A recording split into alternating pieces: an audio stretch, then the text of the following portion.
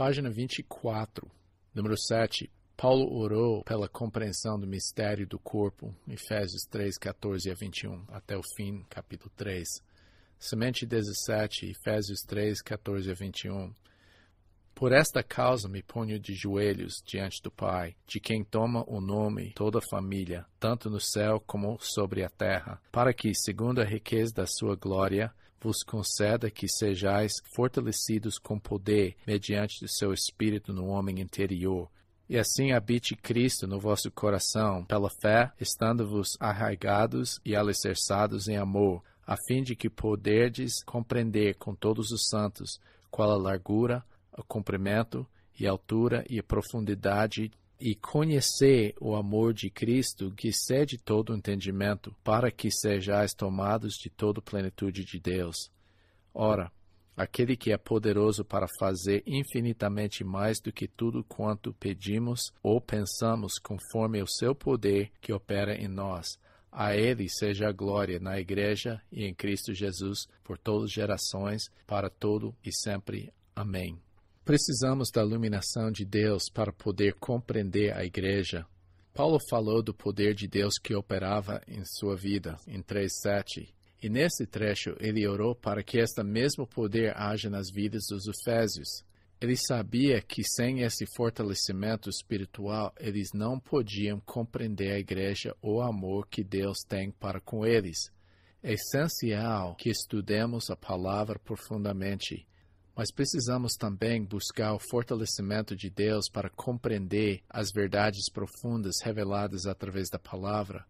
Devemos também orar pela compreensão das pessoas a quem estamos ministrando. O contexto dessa oração é a Igreja, porque desde 2:11 ele estava enfatizando muito a Igreja. Até antes disso ele estava falando sobre a Igreja. O mistério é a Igreja. O poder de Deus que agiu em Paulo capacitou ele de entender e proclamar esse mistério que é a Igreja. E agora só tem sentido que esse versículo 18, quando ele fala da largura, do comprimento, de altura e profundidade, que ele está falando sobre a Igreja. Algumas traduções modernas são mais interpretações e eles colocam como dimensões de amor, mas o contexto de tudo é a Igreja. Então a Igreja é tão profunda, é um mistério tão profundo, que sem a iluminação de Deus é impossível para a gente entendê-la. Os exercícios e perguntas. Qual é o assunto desses dois capítulos, capítulo 2 e 3? Eu já falei sobre isso. Se Cristo habita no meu coração, por que Paulo orou por isso? Número 3. Qual é o plano de Deus para revelar a sua glória? Número 4. Faça uma lista de pessoas a quem está ministrando. Faça essa oração por elas e por você cada dia. Já orou isso pelas pessoas? Ponto A. O motivo da oração. Ele falou, por esta causa, continuando de 3, o que motivou Paulo para orar? Foi a Igreja. Ele falou, por esse motivo me ponho de joelhos diante do Pai. Então Paulo começou a orar em 3:1, mas se desviou para falar sobre sua vida.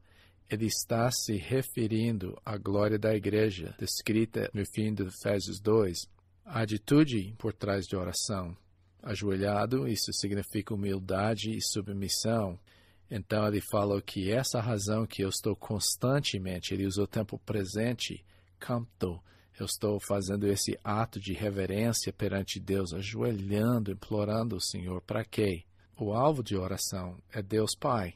Estava escutando uma pessoa hoje que afirmou isso, que as orações, os pedidos são sempre direcionados ao Pai, nunca ao Filho, nunca ao Espírito Santo.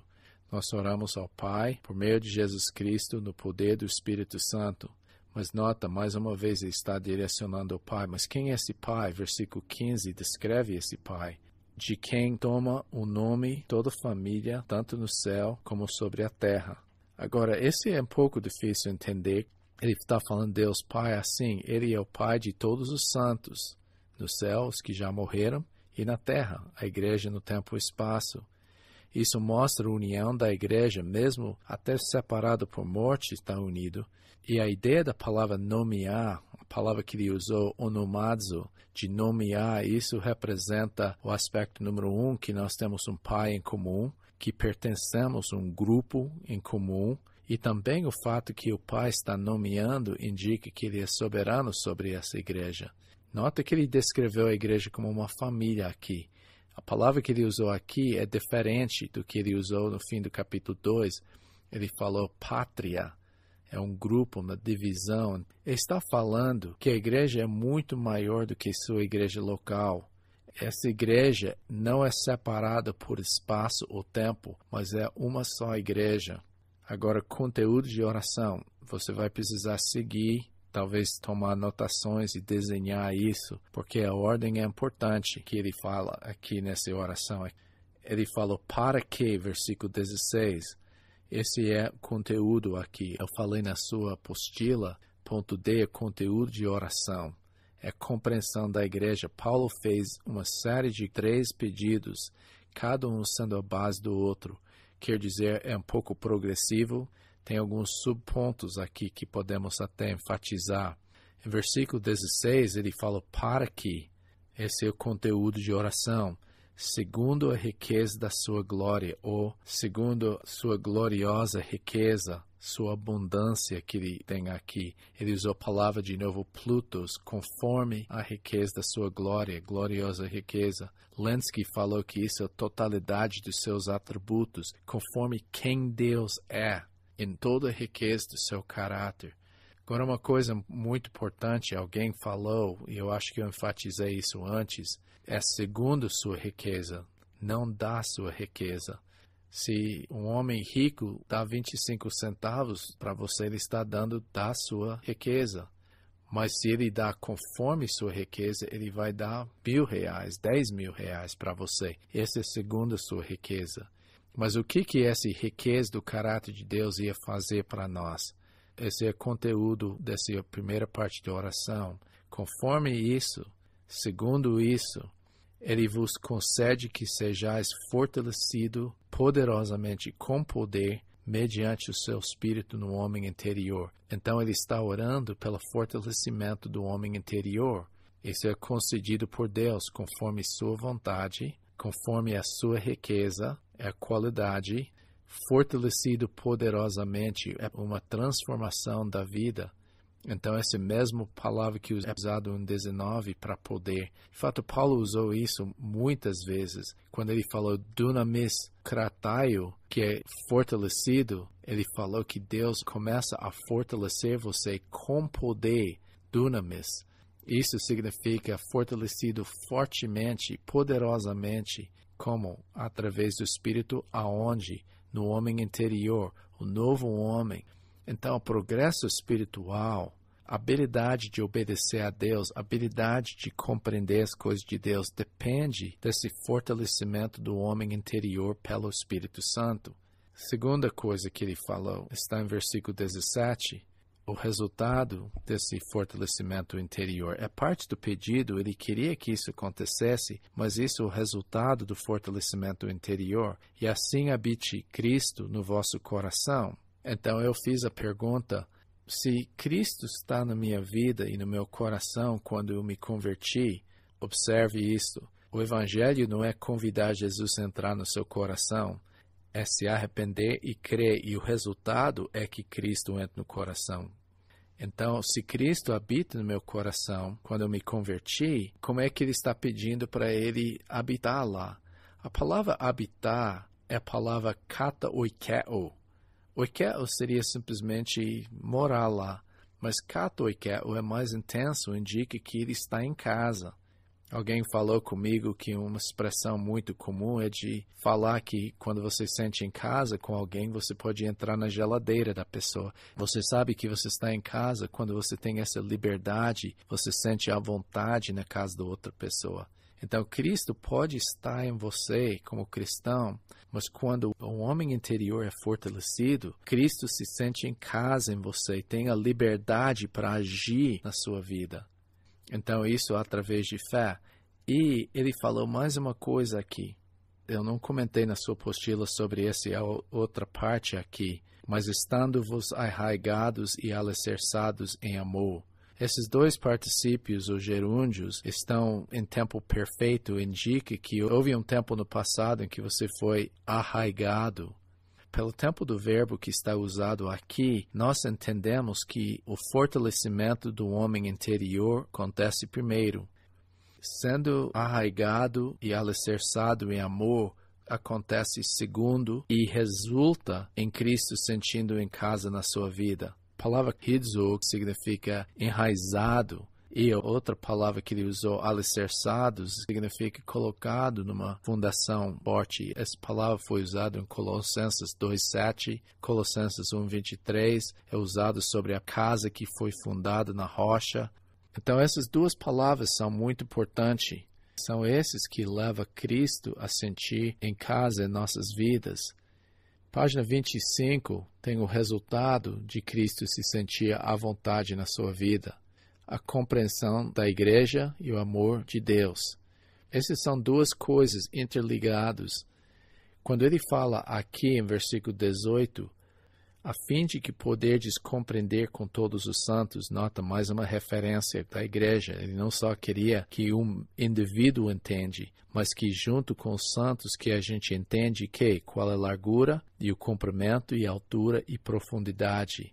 Isso indica que eles teriam o poder suficiente, a capacidade de compreender. A palavra catalambano significa de pegar, de capturar a ideia. Sun, os santos, que você quer dizer junto com os santos. Mais uma vez ele usou esse prefixo ou preposição aqui nesse caso, junto com os santos. Daí ele falou dessas 4 dimensões. Ele falou da largura, ele falou do comprimento, da altura e de profundidade.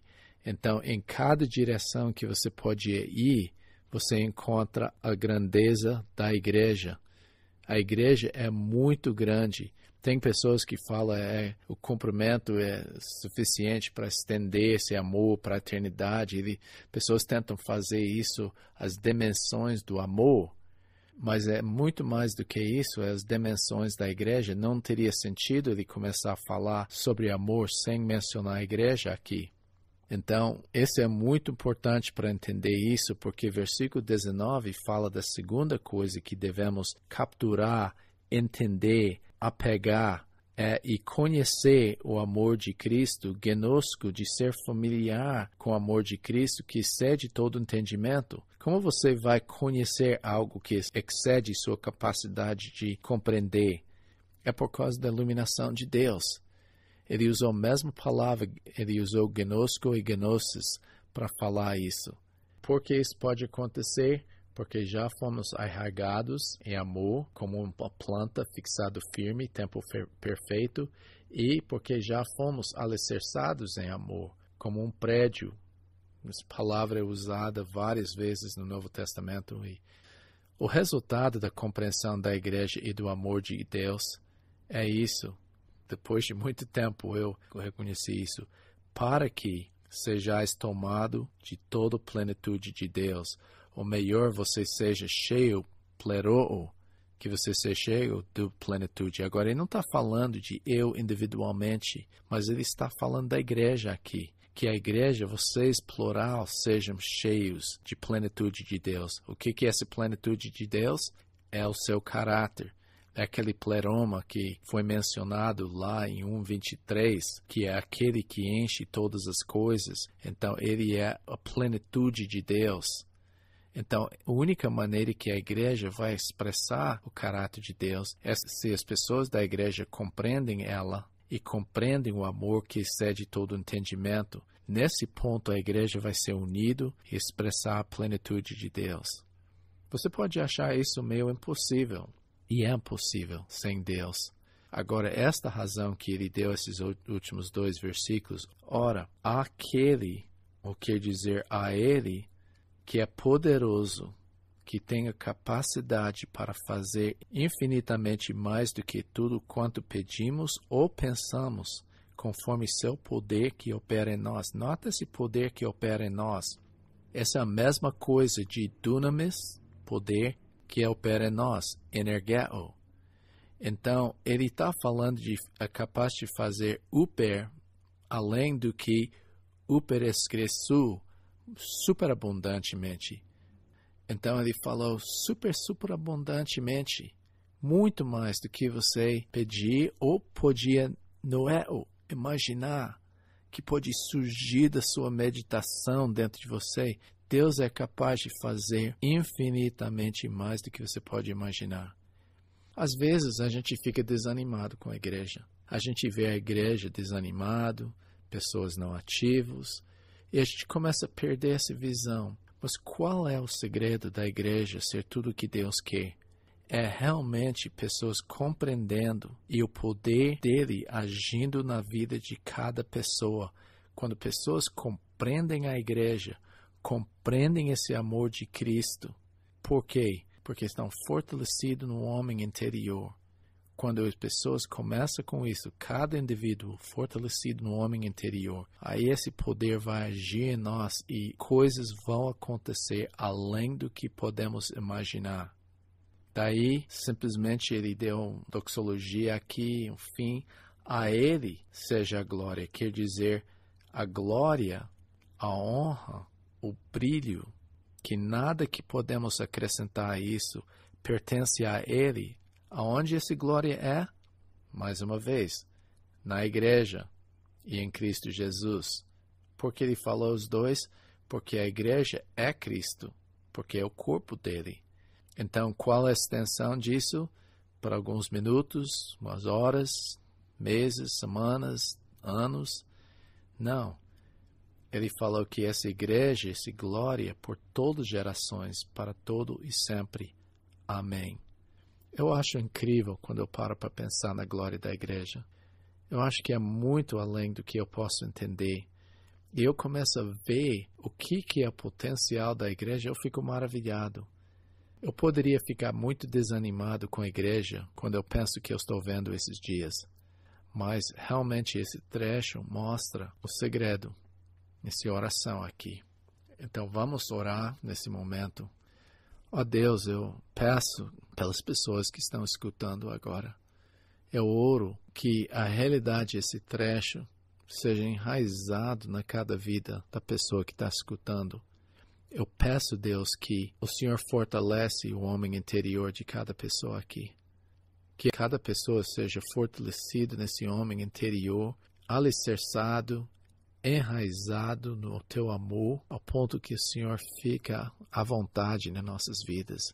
Nós queremos dar liberdade, mas sabemos que isso não vem com facilidade, porque a carne é muito forte nas nossas vidas, lutando contra a expressão da igreja. Então eu peço que o Senhor fortaleça o seu homem interior, da minha vida, da vida dos meus irmãos que estão escutando isso, para realmente poder deixar o Senhor à vontade para agir em cada canto do nosso coração. Queremos dar essa liberdade ao Senhor. E com isso, Deus, que o Senhor nos dê a capacidade de compreender, de poder realmente pegar essas verdades e agarrar essas verdades da grandeza da Tua igreja. A gente limita a Tua igreja porque nossa visão é muitas vezes limitada pela nossa cultura, nossas práticas, nossas tradições na igreja local, que a gente não consegue ver a grandeza do Teu corpo. Eu peço que o Senhor realmente ajude-nos a compreender Teu amor sacrifício, Teu ágape, que é muito além da nossa habilidade de compreender. Eu peço, Deus, que o Senhor enche Tua igreja com Sua plenitude, com Tua glória, com Teu caráter. Eu peço que o Senhor seja glorificado e faça muito além do que eu estou imaginando agora. Que o Senhor faça esta visão da Sua igreja em nós, de fazer além, que eu não quero que o Senhor seja limitado pela minha estratégia, meus pensamentos, meus planos e minha imaginação. Que o Senhor seja glorificado na Tua igreja em Cristo Jesus, para a eternidade, Deus. Em nome de Jesus. Amém.